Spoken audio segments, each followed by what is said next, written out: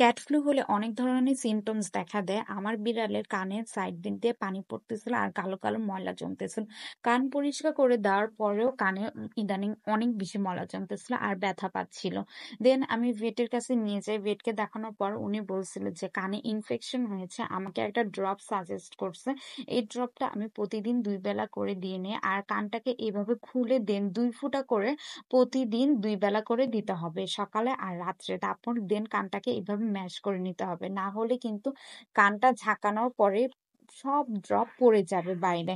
দেন ২ দিন পর, পর কানটাকে পরিষ্কার করে নিতে হবে। এই ড্রপটা হচ্ছে কানের ময়লাটাকে নরম করে বাইরে বের করে আমরা একটা সুতির কাপড় দিয়ে কানটাকে ভালোভাবে পরিষ্কার করে নিই। বাইরে যতটুকু হাত যায় অতটুকুই, ভিতরে যাওয়ার দরকার নেই। না হলে কানে ব্যথা পাওয়ার চান্সেস থাকে।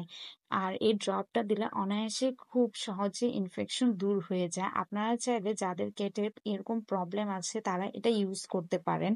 আর আমার কেটের ইনফেকশনটা অনেক বেশি ভালো হয়ে গিয়েছে। ১০ দিনের মধ্যে পুরোপুরি সুস্থ হয়ে গিয়েছে। আর ১ ড্রপ অনায়াসে ১০ দিন চলে যায়। আজকের ভিডিও এ পর্যন্ত। আল্লাহ হাফেজ।